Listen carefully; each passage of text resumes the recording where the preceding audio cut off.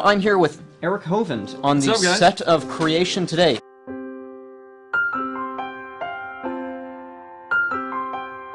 to the store and get some gas. Yeah. Do you have gas? No. Do you? Oh, no. But we need to get some. Could have fooled me. 12 points. Nope. Too late.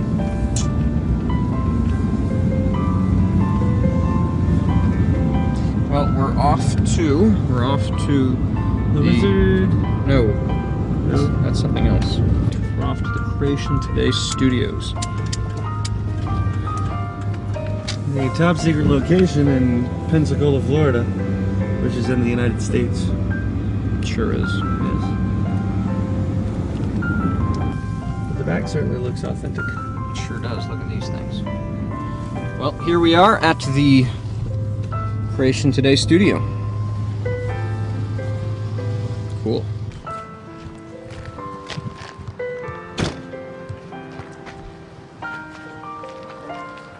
That's a good looking vehicle right there, huh?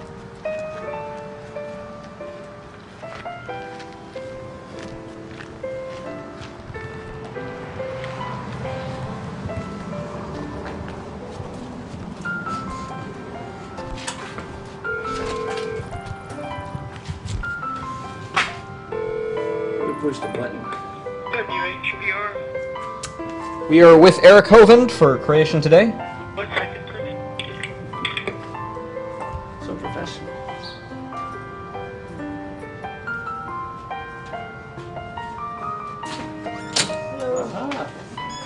Thank you very much. Alright, thank you. Cool TV studio. Dude, you're on set. I didn't Oh. do that. I'm on set. That is weird. Well done. How did I do that? That's me in the hat with John Mackay. That's not you with the silver hair and beard? No, that may be one day. Should the Lord tarry. I'll never be that tall, though. True. The thing of it is that we didn't know we had free shipping, so I know, and no tax. And no tax. Right. So my phone starts getting all these Hello. messages from Facebook. People laughing and people Oh, is that comments. Eric again did that? That's all good. Yeah. Lock that down. Lock it. I guess the whole bedroom and everything's put together pretty well. You take one bed out and put another bed in. Oh yeah. What was that? Nicer bed. Okay. Fair enough. This Is is that- the world famous Yeah. Adam Taylor This is there. from Answers in Genesis. International Ladies Man. I wasn't answering Genesis, but You're the That's- son of an Answers in Genesis man. I am the son of an Answers in Genesis man. That must mean you know We something. won't see this yellow He's paper, an but Answers we in got- Exodus man. We won't. Second generation. Hello, YouTube. I'm here with Eric Hovind on the What's up, guys? set of Creation Today. Eric, what is Creation Today? It is a show where we get to answer your questions on creation, evolution, science, and the Bible, cover really what's going on in creation and why it matters to you. And this is a weekly broadcast? It is. It's a weekly broadcast. You can get it at creationtoday.org. You can podcast it through iTunes and things like that, either video or audio. So it's all available. You even do live broadcasts and give away free giveaways and prizes? We do. We give away millions and millions of pennies worth of free stuff all the time. We love doing that. Hey, you know, it could be. No, I didn't say Mine's you're holding generally it. brighter anyway, isn't it? No. Yeah. No, still upside down. That's where I Still want upside down. it. Okay. Upside down. Well, then you make it there. Just That's where turn you it, want it? turn it And around. get it. There you go. Yeah, there you go. Now you got it. Nope, no, it's... Yeah. It's got to be upside down. It's not straight inside. That's Straight in. How do I get out of this job? Look at the magic behind the He's scenes. slacking, so. You're not referring to me, are you? Not at all. Well, you want to go right here? Just stick that right there, and then you can just grab this seat. Yeah, right there. You go. That's it. Morning workout. There we go. Now, if that's your shot, here we go. Mr. Mackay, just can you look down for a moment for me? Yeah, not my best hairdo. Well, when store it.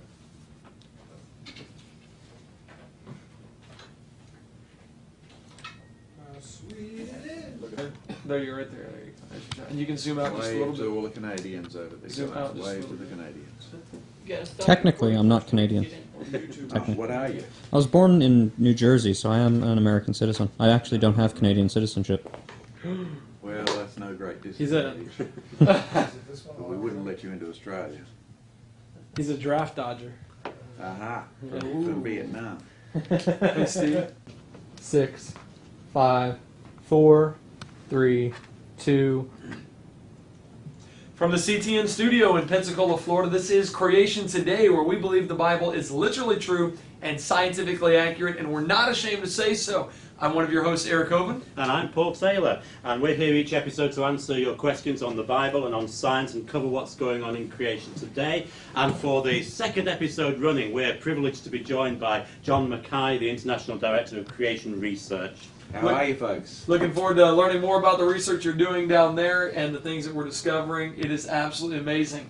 You guys enjoy the show. Well, we're excited to have you. I want to get right into some of the research that you're doing. And Paul, I know you and John have known each other for a number of years. Is that right? A very, very long time. Yeah, back a couple of centuries or so, yeah. As well. Well, remember for us, if you would, the question that you're most often asked. What is it that you get asked about a lot? Well, the funniest version of the commonest questions, I was running a youth meeting, and my wife, who doesn't normally come to youth meetings, but she was sitting there, and a young man put his hand up, teenager, and said, "What's the oldest fossil you've ever dated?" I will guarantee I can see where this is my going. wife can read my mind, because the look from her face was, "If you dare say that." So I tried to answer it scientifically. No, good. That was probably a wise thing to do. Why is the Earth not millions of years old? Okay, we'll come from two different directions. You see Okay. this grey hair? I've been on planet Earth a few more years than you have. 3 at least. At least 3, that's right. But what it tells me is that all the theories about how old the world was that I learnt doing a geology degree in Queensland University, I'm old enough to know that they've all gone by the board. Wow. Right? And they've now got new theories, and the new theories still disagree with the Bible, even though they disagree with the old theories. Right? So there's lesson number 1. Well, you know, we were talking before the break about what atheists say on the subject of dating fossils. You were talking about this particular fossil that had aged so many years in such a short period of time, and it just shows how unfixed their ideas are on dating. They basically make it up as they go along so often, it seems to me. Our good friend Mike Gribble actually said about looking at scientific articles and saying you've got to spot the fuzzy words. And this is something even a non-scientist can do. And quite often you see an article where you'll get the phrase, "This has rewritten our whole knowledge about the evolution of whatever." And as soon as you see that, you know that they're basically making it up. They don't know. They've just got something new. It doesn't fit. And so they're basically trying to put some duct tape over the theory of evolution to patch it up. And to, Well, when you think about it, truth does not change. So the fact that they keep changing their theory means that they haven't had truth.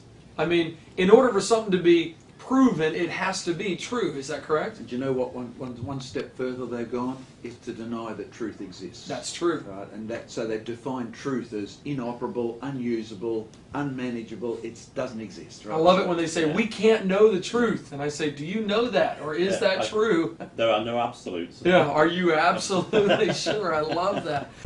Somewhere, and sure enough, halfway up there was the layer with shells and plants in. Wow. So this layer actually covers more than 180 degrees of the Earth's surface. So anybody's looking for evidence not only of the creation of the shells and the plants, but the evidence of God's judgment at Noah's flood. Wow. You can actually see it, folks. It's really out there and it's rock solid. And that really is the point, is this shows anybody with half a brain that there really was a worldwide flood. There was a judgment. So why is it that people don't believe this?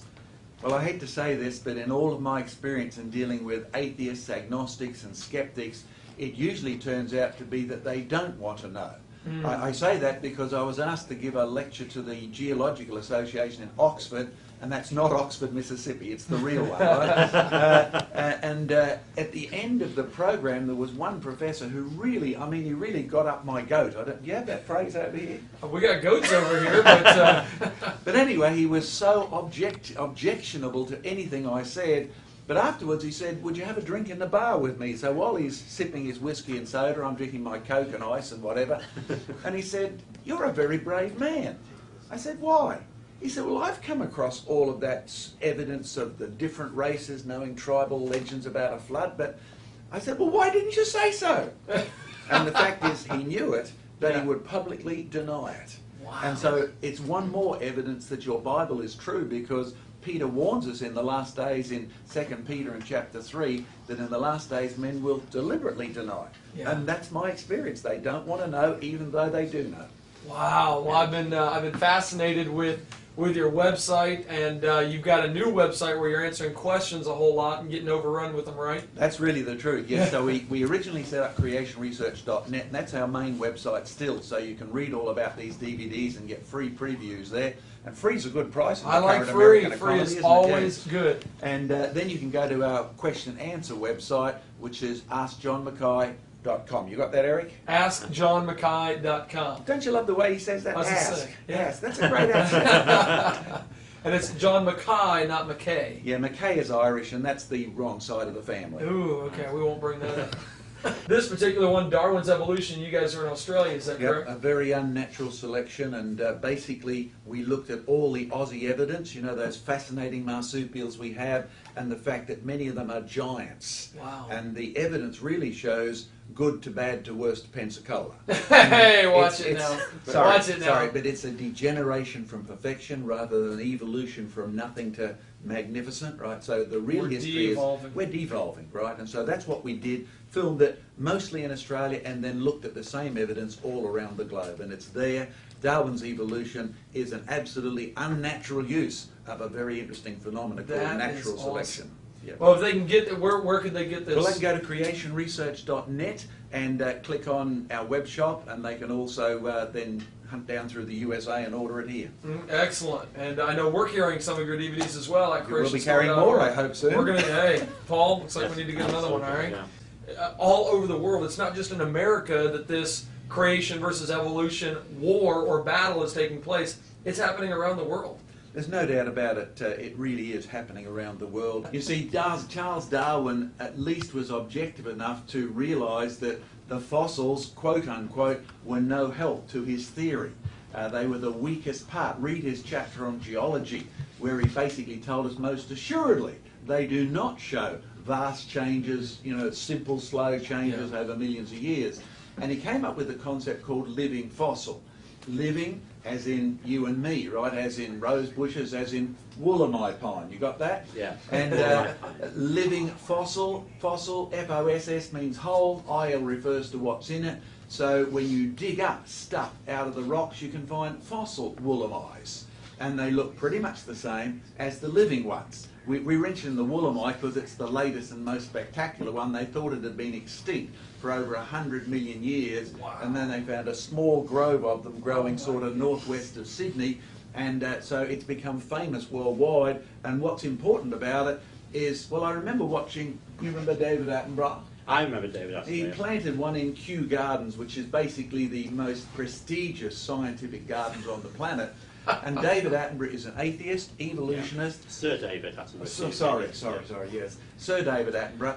And he planted a Wollemi pine in the gardens there and basically said, isn't evolution marvellous? This plant has remained unchanged for hundreds of millions of years. And you thought, lift up your foot, David, and shoot a hole through it, because you better get it out of your mouth before you do it. You're in trouble here, right? In other words, the evidence, despite the way they put an evolutionary twist on it, the living fossil shows they have produced after their own kind. It hasn't changed. Hasn't changed a bit. Yeah, it hasn't changed a bit. And of course, one of the things that fascinates me about the Wollemi pine is that by evolutionary dating methods, they said it's about 100 million years ago. That puts it into the age of the dinosaurs. And That's even correct. one evolutionist has said that basically finding it was like finding a real live dinosaur. It basically did, and the point you can make, folks, out of any of these millions of years is if Wollemi pine hasn't changed in 100 million years, it may as well give up trying to evolve. It's not doing it very good.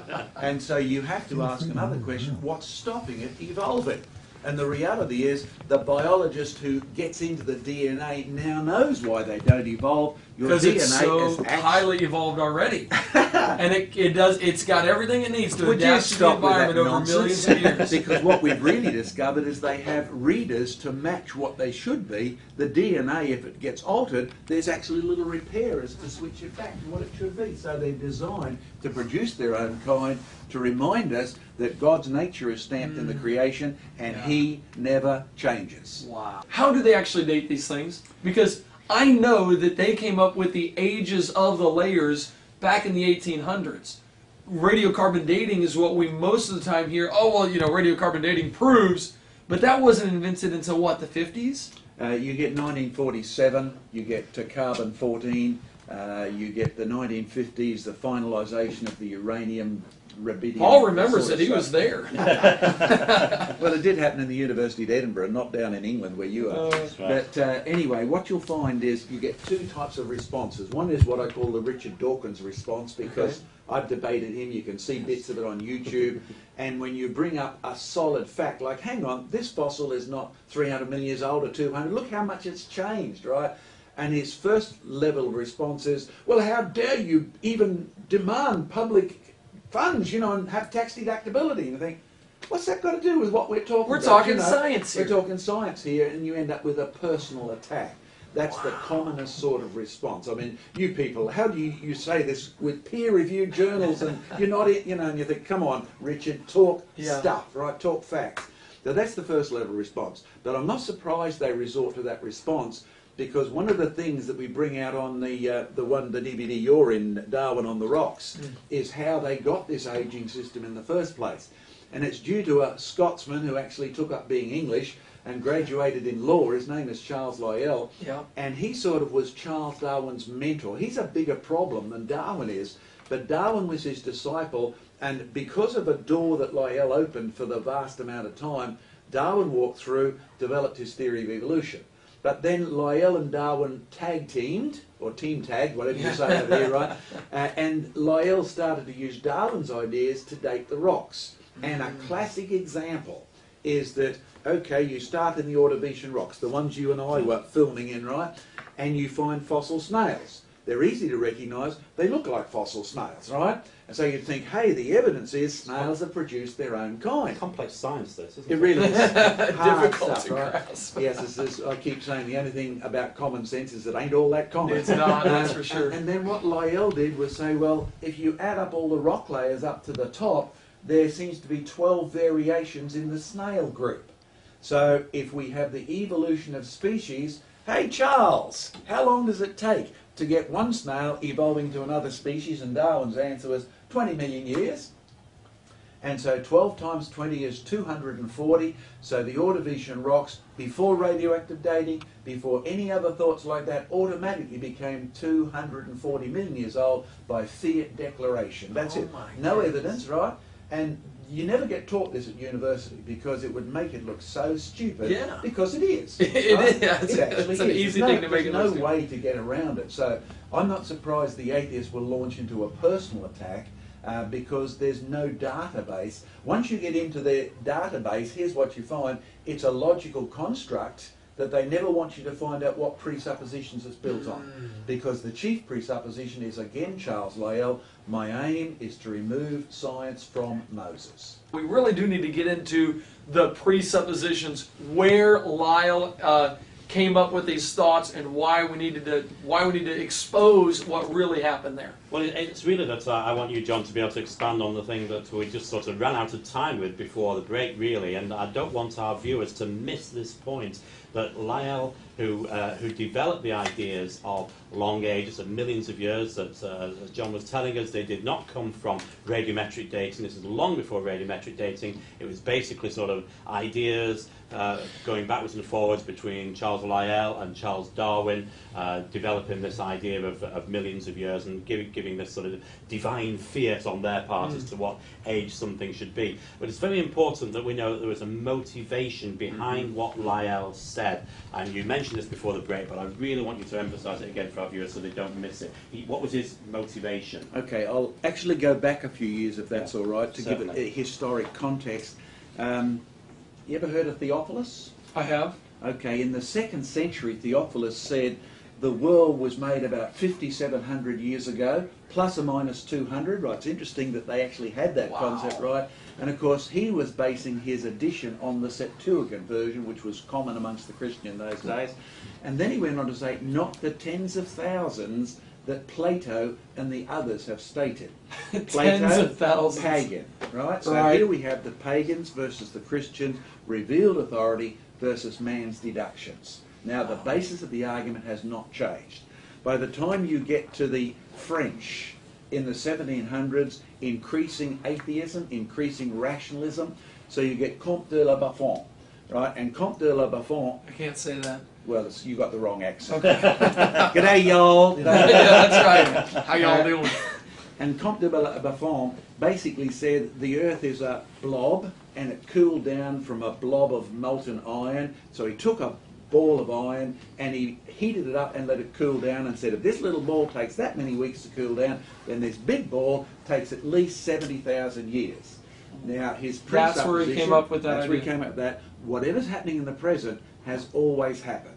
Now, even though he never publicly attacked the biblical position at all, the Bible position, as stated in Moses, Genesis, Exodus, Leviticus, Numbers, Deuteronomy, is that once there wasn't a world, then there was. Right. The present is not the key to the past. That world was very good. Now it isn't.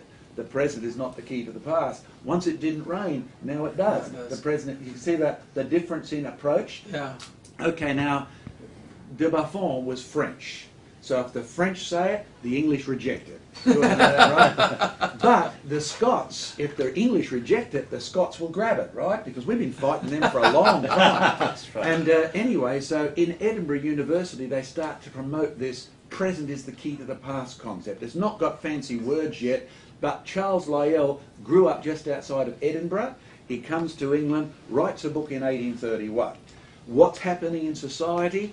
Well, over there in France, where they'd run with the biblical catastrophic model, you know, God made the world good, then it's destroyed by Noah's flood, e.g. the present is not the key to the past. Right. Then they started to say, well, Cuvier, there's at least 4 major catastrophes based on the rocks. Extinct creatures, extinct creatures, extinct They're creatures. looking at the rock They're looking layers at the and rock layers determining- as their authority, right? And then his disciples said, no, there's 27 different layers under France, under Paris alone.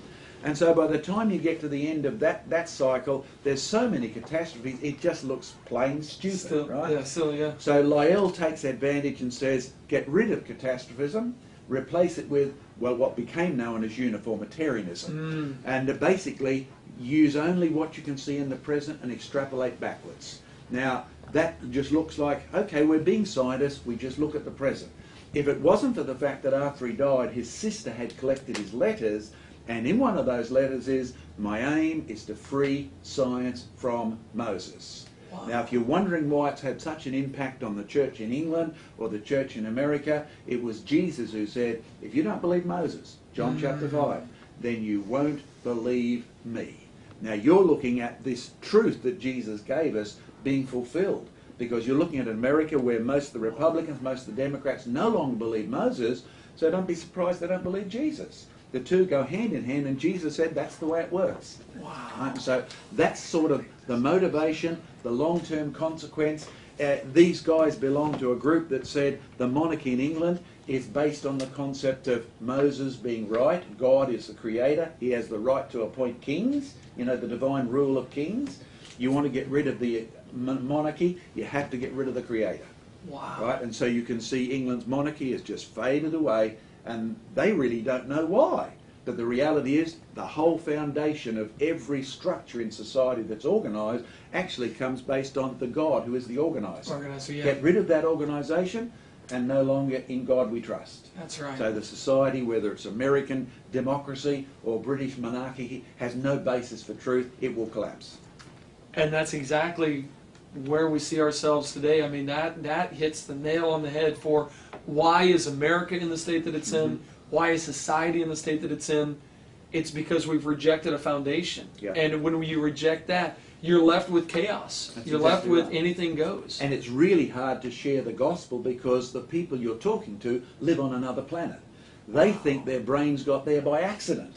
So don't be surprised they can't think through the logical arguments, which, whether Christians know it or not, our presupposition is God is a God of order, my thoughts have to be ordered. And ordered thoughts from A to Z prove something. But a non-Christian, thoughts are whatever. Yeah, Right? the They don't chemical have to be reactions, they can yeah. even be illogical, right? That's What's true. the problem, right? That's true. And so you will find that if you want to share the gospel, you have to begin in the beginning. God made the world, He made it good, that's why sin is so bad. What's sin? Well, God has the right to tell us what's wrong, and He has the right to tell us what to repent of. He has the right to judge sin. And if He judges sin, you and me and everybody else, from President Obama downwards, are in trouble. But good news! This God came down as a man, and He chose to die on the cross in your place and mine. You can get off the hook. Amen That's good to news, that. isn't it? It's marvellous news, and we know it should be preached. We just had a mini sermon there, and it's good We stuff. did. Where can they get more? I'm looking at. We carry some of your DVDs, of You do? course, Yeah. at creationstory.org. They can And get they them from can your go website. to our office in Tennessee, which Yep. is on our creationresearch.net website. And then if they have questions for you, of course, askjohnmackay.com. So, wow. Well, we could do about 10 of these, couldn't we, Eric? You're not kidding. I love it. This gets unfortunately- down to right where it matters with worldviews, with what's going to happen when we die. All of that comes right into this. Well, that is our show for today. I want to thank John for joining us. If you have questions, feel free to send them in to questions@creationtoday.org. You can also join us on Twitter @creationtoday and Facebook, facebook.com/creationtoday. Well, tune in every episode, remember, to see if we've answered your question. And of course, these programs are being archived online at creationtoday.org. This has been a production of God Quest Ministries. Thank you guys very much for joining us. Thanks so much, Eric, for having me on the set. No, it's been great having you down here for a couple And- months. This is cool. And guys, check out creationtoday.org. Thanks so much, Eric. My pleasure.